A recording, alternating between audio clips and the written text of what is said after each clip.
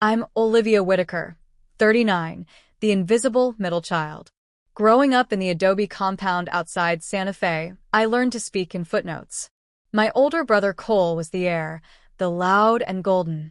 Mom, Diane, worshipped the ground he swaggered on. Dad, Henry, was quieter. He'd slim me books on astronomy and wink when Cole was busy being brilliant, but even his affection felt rationed, like he was afraid of getting caught loving me too much. Dad dropped dead on a hiking trail last summer. No warning. After the funeral, Mom scheduled a healing Thanksgiving at the house. Translation: Cole flew in from Manhattan with his third fiancée, Mom oversalted everything, and I drove 6 hours from Albuquerque because guilt is a hell of a GPS.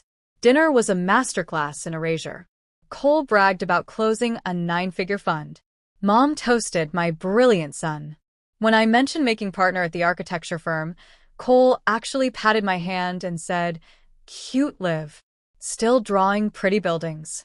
Then he slid the glossy black gift bag toward me. "Early Christmas present. You're gonna love this." Inside, a 23andMe box with a post-it that read, "For when you're ready to stop pretending." Mom's fork clattered. Cole just sipped his bourbon and watched me like a cat with a half-dead mouse. I swabbed my cheek at 2 a.m. in the guest house and overnight the kit before sunrise. The results pinged on a random Tuesday while I was on site measuring a rooftop garden. Parent-child matched to Whitaker family, 0%. Closest relative, Dr. Mateo Reyes, Santa Fe obstetrician, 49.9% shared DNA. I stared at the screen until the letters blurred. Then I screenshot it and dropped it in the family chat with 3 words. Someone start talking. Mom FaceTimed instantly, mascara rivers. "It was one night, Olivia, before your father and I were married. We fixed it. You're still a Whitaker." Cole replied with a single laughing, crying emoji. I retained Valentina Cruz, the most feared probate litigator in the Southwest, before lunch. While we waited for the will writer to unlock, Valentina's paralegal pulled threads. Cole had been meeting Dad's estate planner every Thursday for months. He'd transferred $120,000 from Dad's medical emergency account into an LLC titled only to himself while Dad was in the ICU. He'd even paid an influencer to gift wrap the DNA kit and ship it to his own address first, so the purchase trail pointed nowhere near him. Friday. The law office smelled like cedar and impending doom. Mom arrived clutching a rosary and Xanax. Cole strutted in wearing Tom Ford and Triumph, flanked by a lawyer famous for making widows cry. Valentina and I took the other side of the table, like we were suiting up for war. The attorney, Mr. Gallegos, didn't sit. He simply placed a flash drive on the table. "Your father recorded this writer 9 months ago. It activates only if a commercial DNA test is processed by any of his children." Cole snorted. "This is reality TV bullshit." Gallegos pressed play. Dad appeared on the screen, thinner, oxygen tubes in his nose, but eyes like flint.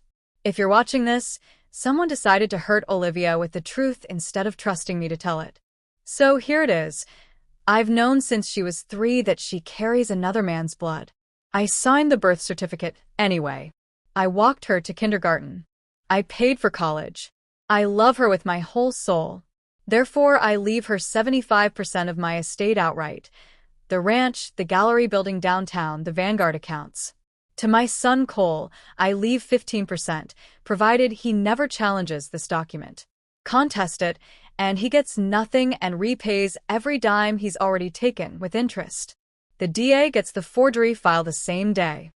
Cole's chair scraped backward so hard it tipped. He was on morphine.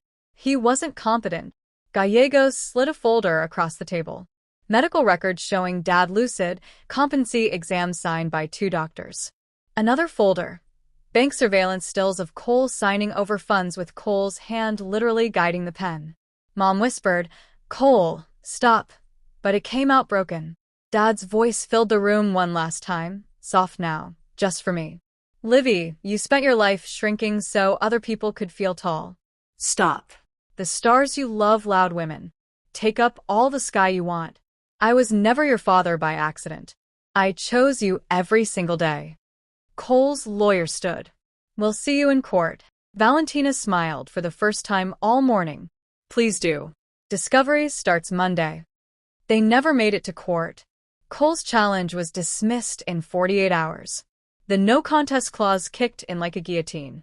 He lost the conditional 15%, plus had to refinance his Manhattan condo to repay the $120,000 plus penalties. Last I heard, he's selling NFT experiences to crypto bros and blocking anyone who mentions my name. Mom mailed a letter full of apologies I never opened.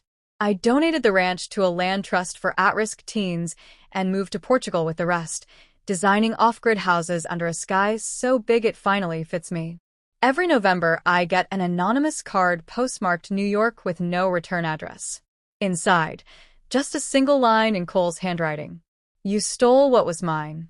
I burn them without reading twice. The man who chose me made sure his love outranked their hate, legally, financially, and forever. So if you're the kid who grew up feeling like an apology furniture in your own house, hear me. Sometimes the cruelest gift anyone hands you is the truth. Take it, weaponize it, and build something beautiful on the ashes they thought would bury you. The sky is wide open. Go take up space.